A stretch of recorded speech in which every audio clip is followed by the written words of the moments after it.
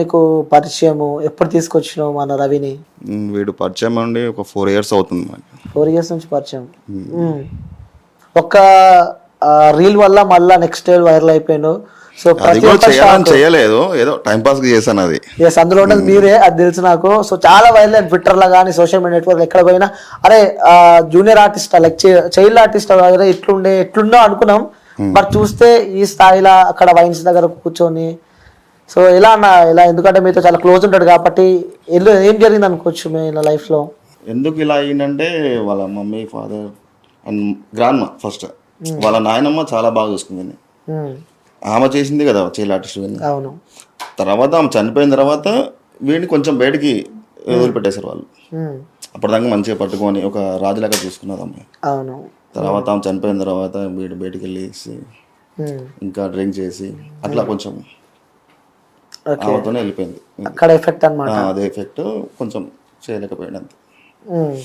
So తర్వాత చూస్తే ఈ తాగుడు విషయానికి వస్తే మీరు ఎంకరేజ్ చేస్తూ ఉంటారు అలా తాగుతుంటే?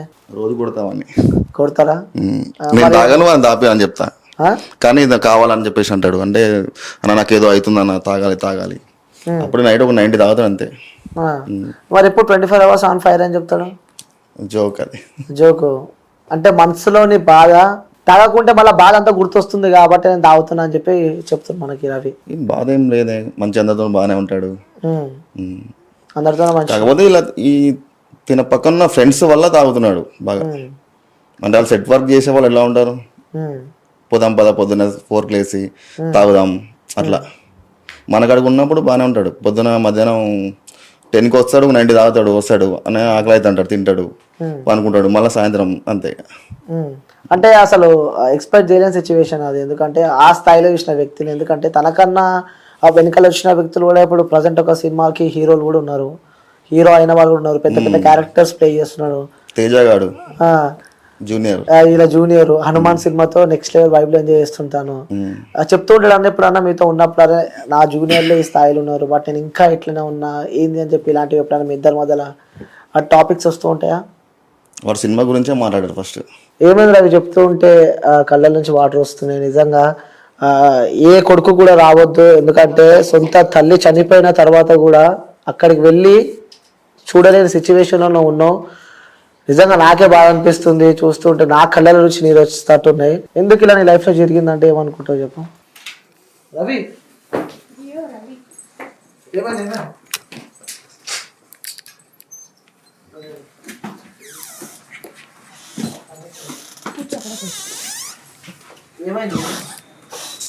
ఫస్ట్ ఆఫ్ ఆల్ చెప్పాలంటే నా వరకు నేనే చక్కగా లేనులే.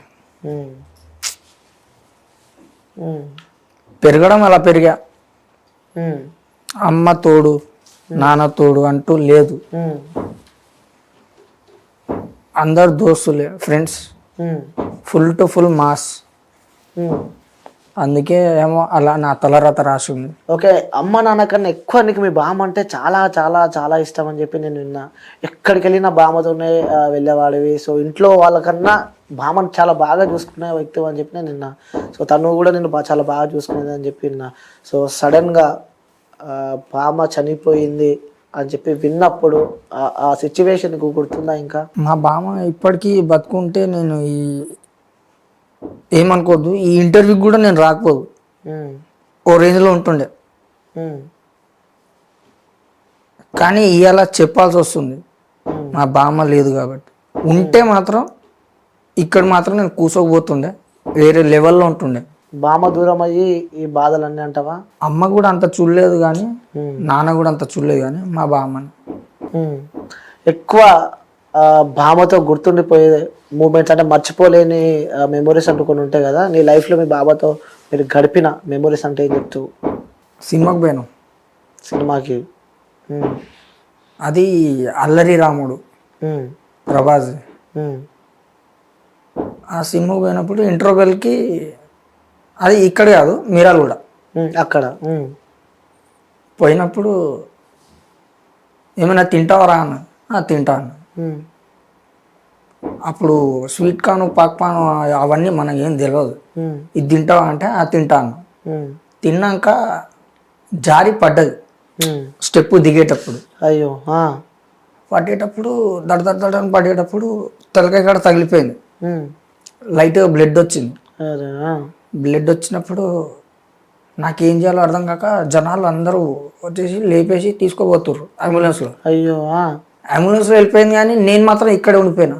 ఏ హాస్పిటల్ పోయారో ఏంటో అది తెలియదు. తర్వాత నెక్స్ట్ రోజు తెలిసింది, ఇక పట్టి కట్టుకొని వచ్చింది. ఆ రోజు నైట్ ఎటు పోయినావు మరి నువ్వు? అంటే లాస్ట్ ఆమె చనిపోయే ముంగట కానీ కొన్ని రోజుల ముంగట కానీ చివరిగా మీతో మాట్లాడిన మాటలు ఏంటి మీ బామ్మ? ఇక చెప్పిందే చెప్పాలంటే బాగుండదు, అన్ని దాంట్లో అవే ఉన్నాయి. కానీ ఒంటరిగా ఎప్పుడు మాత్రం ఉండకరా, ఎవరికైనా తోడు తీసుకొని ఉండు అన్నారు. ఎందుకు అని చెప్పి అడిగితే చెప్పాను, ఎవరికైనా తోడు మాత్రం తీసుకో అన్నారు. తోడు తీసుకొని ఉండమని చెప్పి చెప్పింది. ఇంకోటి రవి, ఇది మాత్రం నేను అడగొద్దు అనుకున్నా, బట్ నేను అడుగుతున్నా. సో అమ్మ నాన్న చనిపోయారు, సో వాళ్ళకే నువ్వు అంటే వాళ్ళు మీ అమ్మ నాన్న అని చెప్పి నీకు తెలుసా? నిజంగానే వాళ్ళేనా మీ అమ్మ నాన్న? నిజంగా వాళ్ళే. వాళ్ళకన్నా ఎక్కువ మీ బామ్మ అంటే నీకు ఇష్టం అని చెప్పి నువ్వు ఒప్పుకున్నావు, కానీ నిజంగా మీ అమ్మ నాన్న వాళ్ళు కారు అని చెప్పి నేను విన్నా. కాదు, అట్లేం కాదు, అబద్ధం కాదు, అది నిజమే. మీ బామ్మ మా అమ్మ పేరు మంగ్లీ, నాయన పేరు రమేష్, వాళ్ళే. మీ బామ్మ నిన్ను బయట నుంచి తీసుకొచ్చి పెంచింది అని చెప్పి నేను తెలుసుకున్నా. అది ఎంతవరకు కరెక్ట్? అంటే అక్కడ కొట్లాడుకున్నారు, కొట్లాడుకున్నాక నా కొడుకు నాకు ఇచ్చేసి అని చెప్పేసి తీసుకొని వచ్చేసాడు మా డాడీ. తీసుకొని వచ్చినాక ఇక మా బామే మొత్తం నన్ను చూసుకుంది. ఓకే, రియల్గా మీ అమ్మ నాన్న వాళ్ళే, బట్ అక్కడ కొట్లాడిన తర్వాత మీ బామ్మ నిన్ను తీసుకొచ్చి పెంచిందని చెప్పి చెప్తుండే. నిజంగా చెప్పాలి, ఎందుకంటే కనుక్కున్నా నీ గురించి, కనుక్కొని నేను అడగడం జరుగుతుంది. ఎందుకంటే మీ తల్లిదండ్రులు వాళ్ళు కాదు అని చెప్పి నాకైతే తెలిసింది, బట్ నేను అది అవును అని చెప్పి నేనైతే అంటలేను, అది అడుగుదామని చెప్పి నేను అడుగుతున్నా ఈరోజు. బట్ నిజంగా వాళ్ళే మీ తల్లిదండ్రులు అని చెప్పి మీరు చెప్తున్నారు. ఇప్పుడు ఆ తల్లిదండ్రులు లేని లోటు ఎవరు తీరుస్తున్నారు ఇప్పుడు మరి? ప్రజెంట్ అయితే ఎవరు లేరు, నాకు నేను పని చేసుకోవడం, తినడం. అరే ఎందుకురా ఈ జీవితం నాకు అని అనిపించిందా ఎప్పుడైనా? ఎందుకంటే చిన్నప్పటి నుంచి మంచి గోల్డ్ స్పూన్లో పెరిగినావు, లైక్ మంచి షూటింగ్లలో తిరిగినావు, సో నాన్నమ్మతో మంచి బామ్మతో మంచి ఎంజాయ్మెంట్స్ ఉన్నాయి. బట్ ఇప్పుడు తిప్పి కొడితే అవేమీ లేవు లైఫ్లో. ఎక్కడి నుంచి మొదలైనవి కూడా గుర్తులేని సందర్భాల్లో నువ్వు ఉన్నావు. ఏంది మరి పరిస్థితి అంటే ఎట్లా చెప్తావు? ఇవన్నీ ఆన్సర్లు చెప్పాలంటే ఇప్పుడు ఏం లేదు, ఆరో మార్కే. ఎందుకలా? నేను చెప్పే పొజిషన్లో ఉన్నానంటే ఎదురుగా నాకు చేసేటోడు ఉండాలి, కానీ అది నేను చెప్పలేను. ఇప్పుడు నేను చెప్పినా కూడా చూస్తారేమో కానీ బాధ తీర్చారు అని చెప్పి అంతే. అందుకే నేను చెప్పుకోను. ఓకే, సో ఫోన్ ఉందా రవి నీకు? ఫోన్ లేదు, వాడాను కూడా. స్టార్టింగ్ నుంచి ఫోన్ లేదు అసలు? ఉండేది, కానీ ఫోన్ ఉంటే ఇంకా చాలా ఇదైపోద్ది నాకు. ఎవడెవడో ఫోన్ చేస్తారు, ఇక్కడ రా ఇక్కడ రా అక్కడ రా, ఈ పనికి రా ఈ పనికి రా అని. వాళ్ళు అభిమానంగా పిలుస్తారో లేకపోతే పని చేయించుకోవాలని పిలుస్తారో తెలియదు. ఫోన్ ఎందుకు మరి వాడడం బంద్ చేసినావు? అది ఉన్నా కూడా చెడిపోతా. ఫోన్ ఉంటే ఎట్లా? ఏదేదో చూస్తుంటాం, మళ్ళా సెంటిమెంట్ ఒకటి, అందుకే. ఓకే ఓకే, అవన్నీ మనసులో ఏం గుర్తు రావద్దు అని చెప్పి వాడాను. సరే, అది వాడకపోయినా సరే సినిమాలు చూస్తావా నువ్వు? సినిమాలు అయితే చూస్తా. సెంటిమెంట్ రాగానే మాత్రం సీన్లు కారిపోద్ది. చూసినావా నాన్నకు ప్రేమతో కానీ, సో విమానం అని చెప్పి కూడా నాన్నకి చాలా సినిమాలు ఉన్నాయి, ఎమోషనల్ సినిమాలు. అప్పుడు ఎట్లా కవర్ చేస్తూ ఉంటావు? ఇంతే ఇక. ఈ పక్కన వాడు పిలిచిన వాడే అజ్జుడ్రా అంటే ఇంతే ఇక, ఏం మాట్లాడ. గుర్తుందా ఏదైనా సినిమాకి వెళ్ళినాక ఆ ఎమోషనల్ ఆ సీన్ చూసిన తర్వాత బయటకు వచ్చి ఏడ్చిన సందర్భాలు ఉన్నాయా మీకు? జనతా గ్యారేజ్, అందులో మన అదే హీరోయిన్ సమంత వదిలేసినప్పుడు భారంగా ఉంది నిజమదా, ఆ మూమెంట్, ఆ సీన్ మామూలుగా ఉండదు. అంటే ప్రేమించిన అదే అంటారు కదా, ఆ ఫీల్ ఉంటది, ఫీల్ వెళ్తున్నా. ఆ సీన్ ఒక్కటి నాకు చాలా ఇష్టం. ఎందుకు కనెక్ట్ అయినావు అంటే నీ లైఫ్ లో అలాంటి సిచ్యువేషన్లు సందర్భాలు ఏమైనా జరిగినాయా నీ లైఫ్ లో? నువ్వు మీ పిల్ల గానీ? మా పిల్ల ఇక్కడెక్కడే ఉంది, ఎప్పుడో వెళ్ళిపోయింది అది. ఎప్పుడు చెప్పాలి? ఇప్పుడు లైన్లోకి వచ్చినాను ఆల్రెడీ.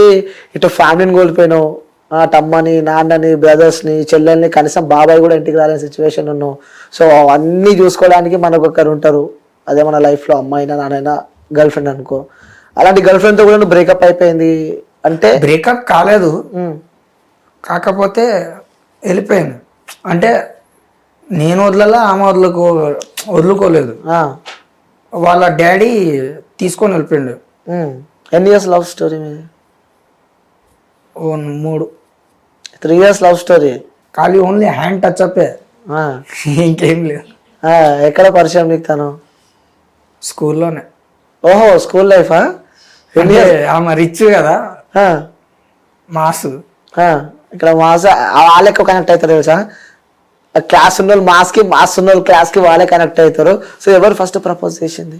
ఫస్ట్ అంటే చిన్నప్పుడు కొద్దిగా బాగుండే కదా. Lover boy? ఇప్పుడే లవర్ బాయ్ ఉన్నావా? అయితే ఆమెనా? ఓహో, ఆమె వేసిందా? వావ్. స్లిప్ రాసిచ్చింది, నేనేమో చదువుకోలేదు. ఏదేదో రాసింది. నేనే పోయి మళ్ళీ ఎదురుగా అడిగా, ఏం రాసావు, ఏంటిది ఇది అంటే ఐ లవ్ యూ అన్నది. అప్పుడు నువ్వేమన్నావు? ఇక నేనేమంటా ఆమె చూసి. నువ్వు నెక్స్ట్ 2 చెప్పలే? 2 అనలే, 3 అన్నా. యాక్సెప్ట్ చేసిన వాళ్ళవు. దాని తర్వాత అంటే హాలిడేస్ వస్తాయి కదా, నిజంగా భయంకరమైన సిచ్యువేషన్ ఆ టైంలో. స్కూళ్ళల్లో మంచిగా డైలీ పొద్దున్నేసి స్కూల్లోకి వెళ్తాం, సండే వస్తేనే అబ్బా అనిపిస్తుంది. అలాంటిది హాలిడేస్ 2-3 days సంక్రాంతికి హాలిడేస్ ఎక్కువ రోజులు వస్తాయి. ఇక జంపు అట్కేజీ అట్టే పోయింది, నేను ఇటుకేజీ ఇట్టే పోయా. సంక్రాంతికి ఆమె వెళ్ళిపోయింది. నాకు అడిగితే దరిద్రమైనది రోజు ఏదంటే సంక్రాంతి పండుగే నాకు. చాలా మంది అంటారు కూడా, అరే ఏ వర్కులు దొరకవు, ఏముండవు, ఏం సంక్రాంతి రా బాబు అని. ఓకే, అప్పుడు నువ్వు అందరితో కలిసి ఉన్నావా? ఈ అమ్మాయితో రిలేషన్లు ఉన్నప్పుడు అందరితో కలిసి ఉన్నావు? అమ్మాయితో ప్రేమలు ఉన్నప్పుడు? ఓకే, అమ్మాయితో విడిపోయినాక కూడా అందరితో కలిసి ఉన్నావా అప్పుడు? లేదు. నిజం చెప్పు, హార్ట్ఫుల్ గా చెప్పాలి. అందరికీ దూరంగా ఉన్నావు ఫస్ట్, నేను చెప్పినట్టే. కనీసం అన్నీ అమ్మాయి అనుకున్నావు. ఆ అమ్మాయి దూరం అయినప్పుడు అసలు ఎలా ఉండే నీ ఫీల్? ఆ రోజు నీకుండే మొత్తం గట్టిగా అంటే మా బాబాయ్కి ఫోన్ చేసేది, నేను నంబర్ ఇచ్చా. 2 రోజులు ఫోన్ చేసింది. తర్వాత నేను ఫోన్ చేస్తే పోట్లేదు, ఏంటి పోట్లేదు అనుకున్నా. తర్వాత అర్థమైంది ఇది అవుట్ ఆఫ్ అని. ఏంటి మనం చేస్తే పోట్లేదు, ఆమె చేస్తే వస్తుంది అని చెప్పేసి. అంటే నాకు అంత తెలియదు కదా, ఆమె వాట్సాప్ లో చేస్తుంది, నేనేమో నార్మల్ గా చేస్తున్నా, అది పోట్లేదు. ఓహో, నార్మల్ గా కలుస్తలేదు, వాట్సాప్ తను చేస్తుంది కాల్. ఏంటిది అనుకున్నా, ఇట్లా ఇబ్బంది అని చెప్పి బాధపడ్డావు అమ్మాయి దూరం అయినాక. ఇప్పుడు ఎక్కడుందో ఏంటో తెలియదు. గుర్తొస్తూ ఉంటుందా? గుర్తంటే ఇప్పుడు మా రవితేజ అన్న లెక్క, ఇప్పుడు నా ఆటోగ్రాఫ్ లెక్క, సినిమా క్యారెక్టర్ లెక్క పోతుంది. ఇక ఆ పాట గుర్తుకొస్తున్నాయి అన్నట్టుగా. ఒకసారి ఆ పాట పాడవా?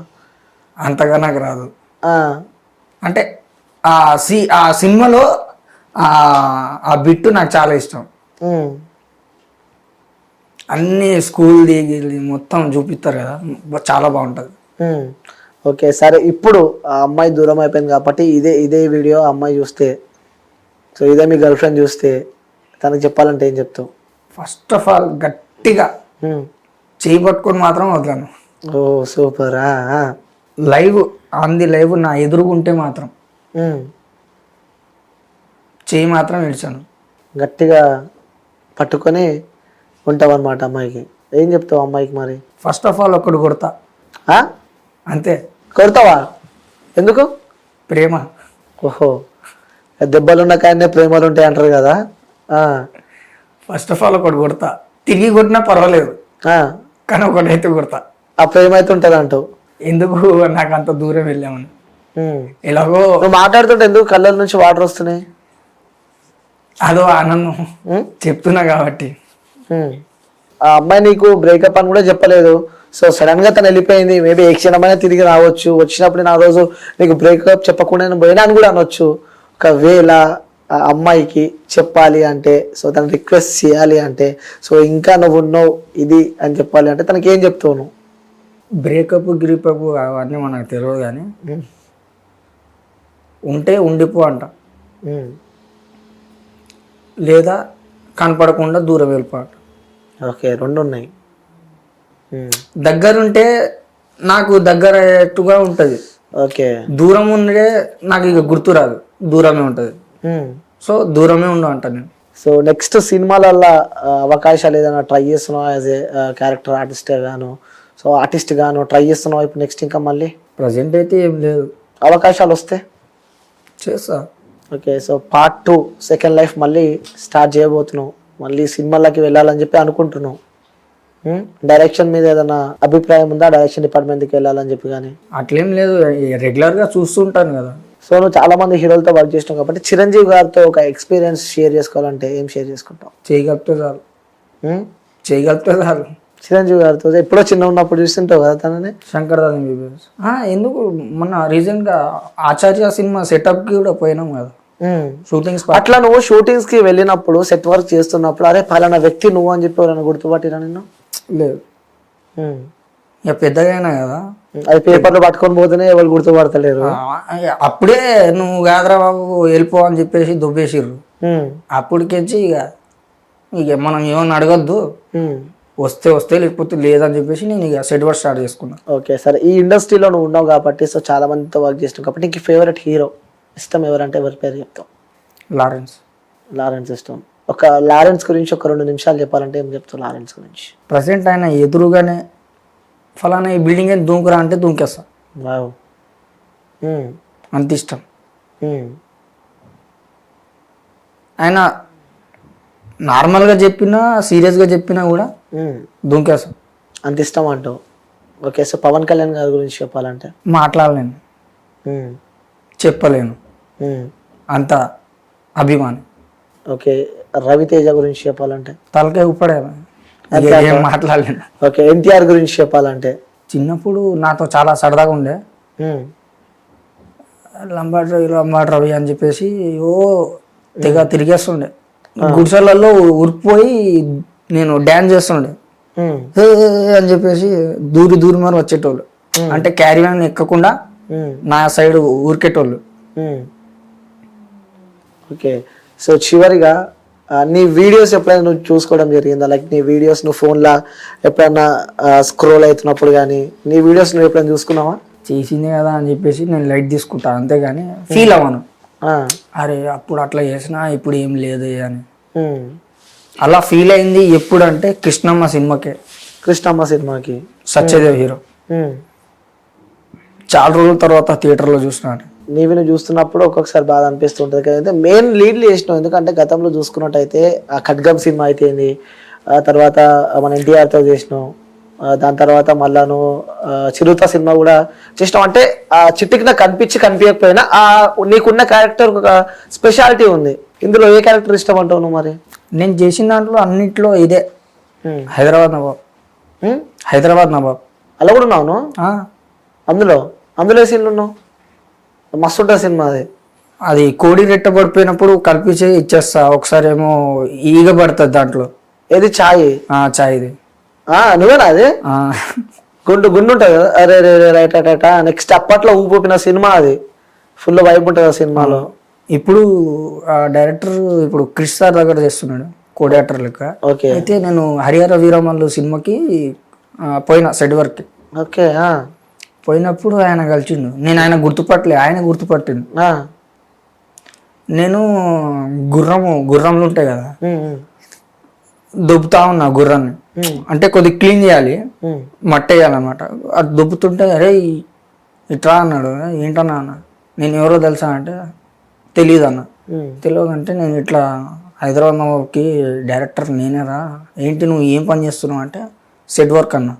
అనగానే అరే సిగ్గుందారా నీకు అది అని చెప్పి తిట్టిండు. తిట్టంగానే ఇప్పుడు అయితే ఏంటి, నేను ఏం దొంగతనం చేయట్లే కదా, పనే చేస్తున్నా, అయితే ఏమైంది అన్న. అరే ఏదైనా నేను క్యారెక్టర్ ఇప్పిస్తా ఇందులో చెయ్యిరా అన్న. హరిహర వీరమల్లనా? వావ్. చెప్తే సరే మాట్లాడిపి అన్న, ఒక 5 నిమిషాలు ఆగన్నాడు. తిన్నాడు టిఫిన్, వచ్చిండు. ఆయన పనిలో ఆయన ఉన్నాడు, నా పనిలో నేను ఉన్నా. ఇక తెలిసిందే కదా, కొత్తది ఏముంది అని చెప్పి నేను కూడా లైట్ తీసుకున్నా. ఓకే. సో మళ్ళీ ఇప్పుడు వస్తే మాత్రం పక్క చేస్తా అని చెప్పి చెప్తావు. ఓకే. సో చివరిగా, సో చాలా మంది మీ ఇంటర్వ్యూ గురించి వెయిట్ చేస్తున్నారు. ఎందుకంటే నేనే లిటరల్లీ 3-4 డేస్ నుంచి నేను వెతకడమే టైం సరిపోయింది. అటుపోతే సాయి వైన్స్, అన్నపూర్ణ స్టూడియోస్, దాని నుంచి వాళ్ళ క్యాన్సర్ హాస్పిటల్, ఇవి తిరుగుడే నాకు సరిపోయింది. సో లాస్ట్కి మన అశోక్ అన్న వల్ల ఇక్కడికి రావడం జరిగింది.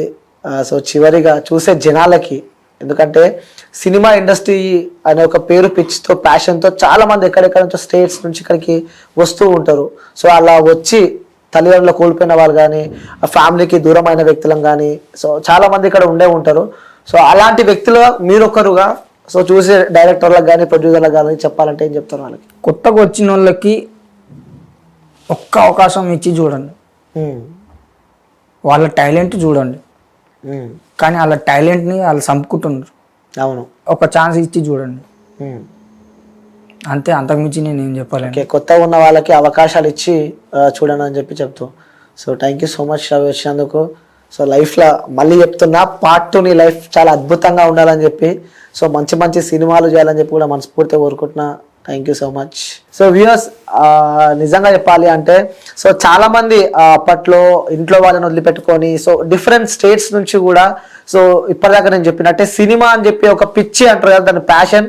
సో ఈ ప్యాషన్తో వాళ్ళ కుటుంబాలను అన్నిటికీ దూరంగా ఉండి, సో వాళ్ళు తెచ్చుకున్న డబ్బులన్నీ ఇక్కడికి వచ్చి, కొంతమంది నేను డైరెక్టర్ అని చెప్పి, నేను ప్రొడ్యూసర్ అని చెప్పి కూడా వాళ్ళని నమ్మి మోసపోయి కృష్ణానగర్ రోడ్ల పైన చాలా మంది వ్యక్తులను మనం చూస్తున్నాం. నిజంగా వాళ్ళని చూస్తూ ఉంటే చాలా బాధేస్తుంటది. ఈ వీడియో మాత్రం డైరెక్టర్లు కానీ ఎవరైనా చూస్తూ ఉంటే మీకు నేను రిక్వెస్ట్ చేస్తున్నా, సో కొత్త టాలెంట్ని ఎంకరేజ్ చేయండి. ఎందుకంటే సో వాళ్ళలో కసి ఉంటుంది, నేను ఒక యాక్టర్ని కావాలని చెప్పి, నేను ఒక జూనియర్ ఆర్టిస్ట్ కావాలని చెప్పి కూడా వాళ్ళలో ఒక కసి ఉంటుంది. సో ఆ కసిని మీరు ఎంకరేజ్ చేస్తే మాత్రం నెక్స్ట్ లెవెల్ అవుట్పుట్ ఇస్తారని చెప్పి నేను అనుకుంటున్నాను. ఎందుకంటే సో నేను చూస్తున్నాను, ఎందుకంటే మేము శ్రీనగర్ సరౌండింగ్స్లో మేము తిరుగుతూ ఉంటాం కాబట్టి, సో చాలా మందికి ఆ టాలెంట్ వాళ్ళు మనసులో చంపుకొని మరి వాళ్ళు ఆ రోడ్ల పైన పడుకుంటారు. ఎందుకంటే ఉన్న ఊరిని, నేను ఏదో యాక్టర్ని అయితే, నేను ఒక సెలబ్రిటీ అయితే, నేను ఒక సైడ్ క్యారెక్టర్లో నేను కనిపిస్తా అని చెప్పి కూడా ఉన్న ఊరి నుంచి అప్పులు చేసి ఉన్న పొలాలు అమ్ముకొని వాళ్ళు ఇక్కడికి వచ్చే సందర్భాలు మనం చూస్తున్నాం. బట్ మళ్ళీ ఇక్కడ ఫెయిల్యూర్ అయిన తర్వాత మళ్ళీ అదే ఇంటికి, అదే ఊరికి వెళ్తే చూసే వాళ్ళు 10 మంది 10 రకాలు అనుకుంటారు అని చెప్పి కూడా వాళ్ళు మనసులో ఆ బాధని చంపుకొని ఆ కుటుంబాన్ని చూడలేక ఇక్కడైతే వాళ్ళు నరకం చూస్తున్నారు అనమాట. సో ఎవరైతే ఉన్నారో డైరెక్టర్స్ కొత్త వాళ్ళని ఎలాగో ఎంకరేజ్ చేస్తున్నారు కాబట్టి, సో ఇలాంటి ఒక్కసారి మీరు అందరూ ఆ కృష్ణానగర్, ఆ శ్రీనగర్ రూట్ల వైపు వస్తే చాలా మంది వాళ్ళకి కనిపిస్తూ ఉంటారు. మీ అందరికీ నేను రిక్వెస్ట్ చేస్తున్నా, వాళ్ళకి ఒక్కసారి లైఫ్ ఇవ్వండి. వాళ్ళు తిన్న తిండినైతే వాళ్ళు మర్చిపోరు. సో మిమ్మల్ని వాళ్ళు ప్రతి ఒక్కరు వాళ్ళ లైఫ్లో గుర్తు పెడతారని చెప్పి, ఎందుకంటే సందర్భం వచ్చింది కాబట్టి మాట్లాడడం జరుగుతుంది. So thank you Ravi, thank you so much.